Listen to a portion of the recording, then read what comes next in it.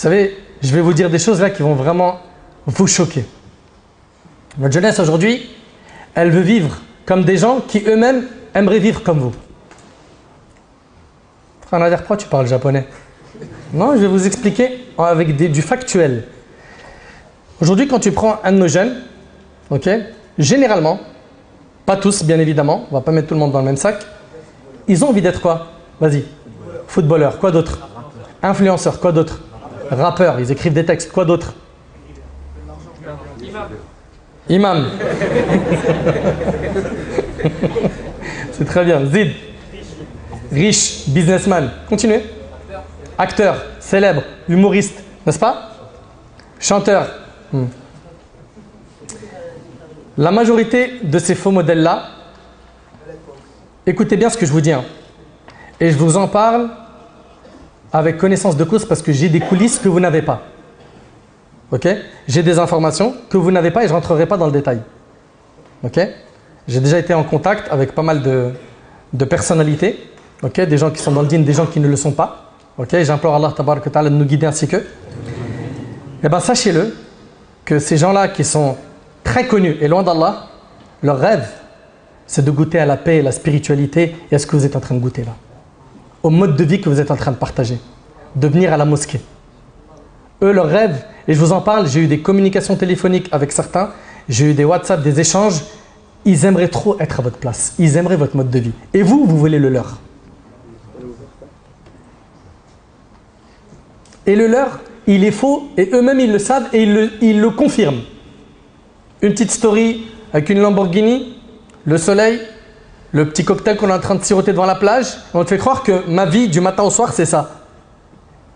C'est les gens, et je vous le dis, je le répète, j'ai des informations que vous n'avez pas, c'est les gens malheureusement quand ils sont loin d'Allah, leur vie elle est vraiment très très dure.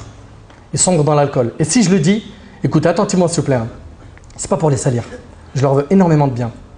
Et mon plus grand souhait, c'est qu'ils soient épanouis dans leur vie en étant connectés à Allah tabaraka ta'ala. Car ils ne trouveront pas de paix, de sérénité, de quiétude que avec la foi, avec la spiritualité. Donc on va entendre que beaucoup d'entre eux ont sombré dans l'alcool. Ou peut-être que vous ne le savez pas, j'ai pas mal d'infos sur ce sujet, pas mal. Des mashahir, des gens très connus, que nos jeunes là ils disent « Ah là là, il vit bien lui, je veux ça, je veux la même vie ». Malheureusement, ils sombrent dans l'alcool. D'autres sont dans des problèmes de divorce, de malades, des problèmes de famille qui ne se décrivent même pas et ils ne voient pas le bout du tunnel. Et il est loin du dîn. Mais comment tu vas avoir le soutien d'Allah en étant loin du dîn? Et il y en a même un parmi eux qui a dit, en confirmant, oui, on vend du faux aux gens. Et il a dit ça à quelqu'un que je connais très bien. Et c'est des noms, je lui ai masqué, et bien il venait là. Moi, je ne mange pas de ce pain, de venir dévoiler des noms, tout ça. Les personnes, ce n'est pas notre problème. Nous, c'est quoi? C'est le mal en question. Ça, il faut en parler. Pourquoi? Notre religion nous ordonne d'ordonner le bien et d'interdire le mal. Dépression, ils en ont à l'appel. Et même au-delà de ce que vous pouvez imaginer. Ces gens-là, là, que beaucoup de jeunes idéalisent et prennent pour des grandes stars quand ils sont loin d'Allah, sachez-le, hein, qu'ils ont une vie, elle est difficile, plein de jaloux, que des rapaces autour d'eux qui veulent profiter d'eux. D'une pub, de l'argent, de sa notoriété, ils veulent gratter. C'est difficile pour eux de trouver des relations sincères. Trop dur. Ils sont méfiants de tout ce qui est autour d'eux. C'est pas une vie. Je vous le dis, ils rêvent de votre monde. Ils ont un vide spirituel, il est trop important. Je ne suis pas en train de dire qu'on est des anges ici. Ok? Mais on essaye. On essaye de faire des efforts. On essaye de, chaque jour, faire jihad al-nafs, de faire des efforts avec notre ego. Et non, ces modèles-là, qui aujourd'hui cartonnent, qu'est-ce qu'ils font pour cartonner? Ça, c'est vraiment quelque chose, moi, ça me dépasse. Wallahi, mes frères, mes sœurs, avec tout le respect que j'ai pour vous, je n'arrive pas à vous comprendre comment vous faites pour regarder ces gens-là et diffuser, faire des copier-coller et leur faire la promotion. Et sachez une chose, hein, il n'y a pas de bad buzz, il n'y a que buzz. C'est-à-dire quoi, il n'y a pas de bad buzz? C'est-à-dire que même si quelqu'un fait quelque chose de n'importe quoi, comme dernièrement quelqu'un qui faisait n'importe quoi et sa vidéo elle a tourné un peu partout, le fait de la diffuser c'est un buzz. Oh regarde c'est grave ce qu'il a dit lui. Il n'y a pas de bad buzz, il n'y a que buzz. Dans la communication, c'est comme ça. Donc vous, quand vous voyez ces vidéos-là, où il y a des choses qui sont graves, qui sont interdites, qui sont anti notre dîn, hein, qui sont contre nos valeurs, tiens le frein. Ça y est, la vidéo, il faut qu'elle meure. Sans que tu la quoi? Tu la propages. Mais tu regardes, ce qui aujourd'hui cartonne, c'est quoi? C'est le fait de se moquer des autres. Dans leur story. Il filme un tel et il se moque. Il met des gens qu'il est en train de regarder sur un écran, sa tablette, sa télé ou autre. Ça peut être n'importe, hein, des stars de télé-réalité ou autre. Et il se moque d'eux. Il fait le commentateur. Et il se moque, des blagues, il se moque. Et avec ça, comme il dit des blagues, des vannes, etc., sa cote, elle est préservée. Parce que ces gens-là, leur capital, l'oxygène de leur vie, c'est sa cote. Il la perd, il perd le public, il perd l'argent. Et on est souvent, nous, dans notre Oumma, une grande cause de cette popularité chez eux. Parce que vous êtes curieux, vous les consultez comme du journal. Ils vont se moquer. Ils vont afficher leurs péchés en public. Jeu de hasard, pronostic. Ouais, rejoignez cette application, vous allez faire de l'argent. Et des fois, c'est nos petits frères, c'est nos petites sœurs. C'est des gens qui, alhamdoulilah, ils ont un bon fond. Mais ils sont dans ça. Les pronostics, les jeux de hasard. C'est haram, c'est des grands péchés, ça, en islam. T'es conscient que tu fais la promotion de ça? Ouais, ce soir, l'OM joue contre telle équipe. Votez contre eux. Et moi, je pense que, et on parie que. Et vas-y pour l'application, pour faire des paris sportifs, etc. Et combien parmi eux ont percé sur le long terme? Venez, on parle concret. Moi, je connais des gens, ils ont perdu des centaines de milliers d'euros dans ce monde-là. Les gains sont minimes. Les destructions derrière, elles sont à l'échelle de la famille. C'est terrible. Des gens qui ont perdu leurs femmes, leurs enfants, etc. Moquerie du dîn, ça marche. Ça fait cliquer. Moque-toi de la religion. Comme un petit jeune, on m'a montré. Moi, je vous le dis encore une fois, hein, les personnes, ça ne m'intéresse pas. Moi, c'est ce qu'ils véhiculent. Ok, j'ai rien contre cette personne en question, que je ne sais même pas d'ailleurs comment elle s'appelle.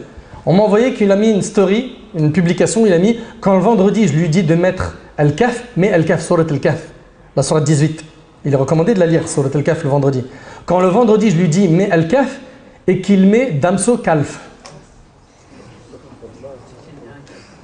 Tu veux rigoler, tu veux faire le drôle, mais tu sais qu'en touchant au dîn qui est sacré, tu peux perdre ta foi, tu peux annuler l'islam que tu as.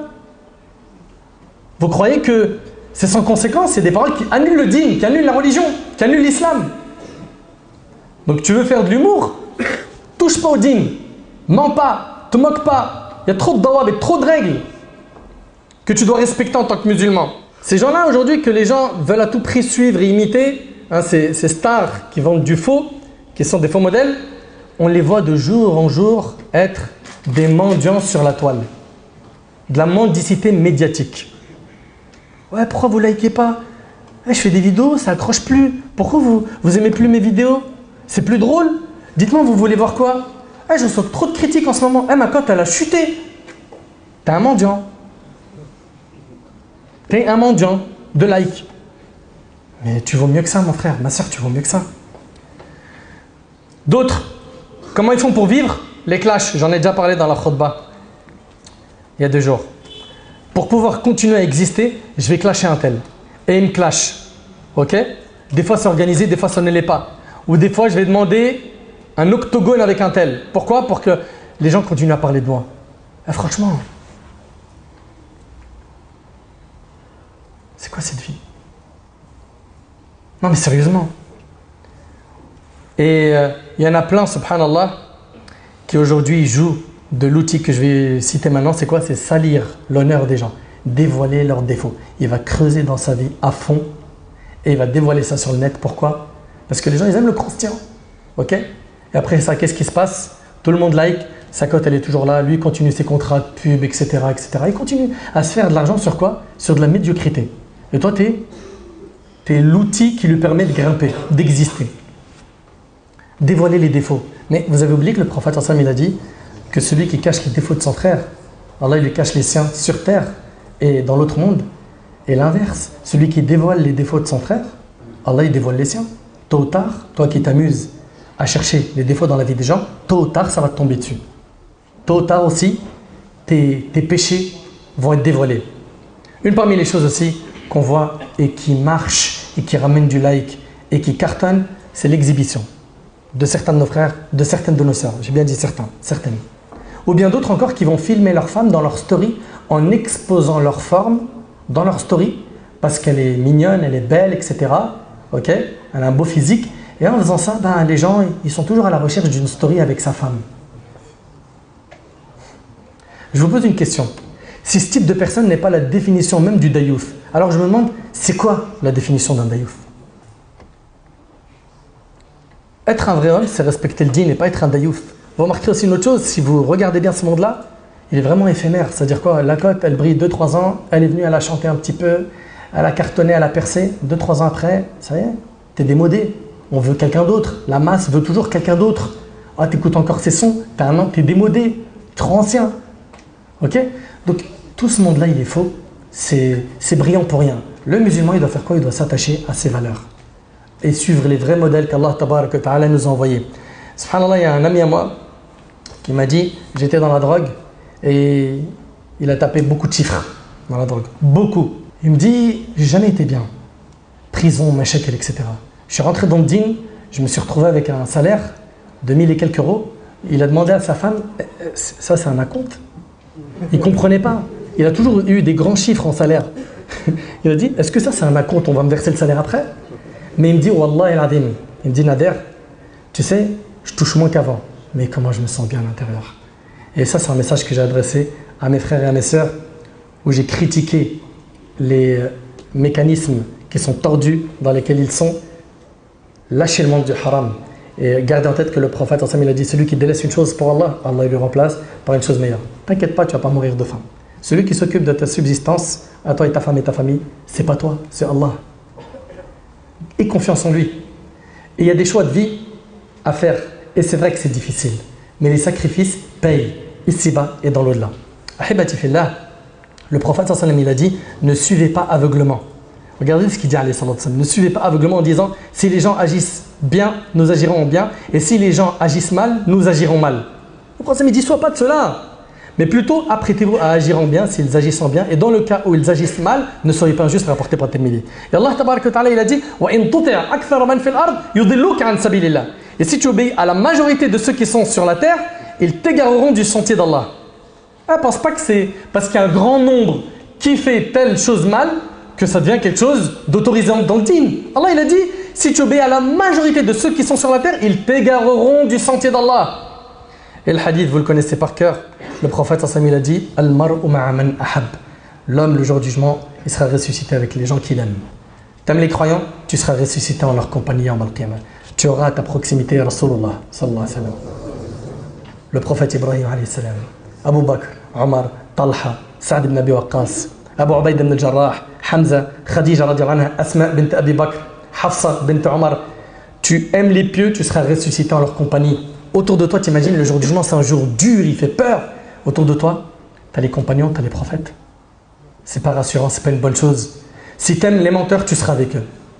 T'aimes les rappeurs, j'implore Allah subhanahu wa ta'ala de les aider à se repentir, surtout qu'aujourd'hui, subhanallah, ils sont devenus des modèles pour beaucoup de gens dans le fasad.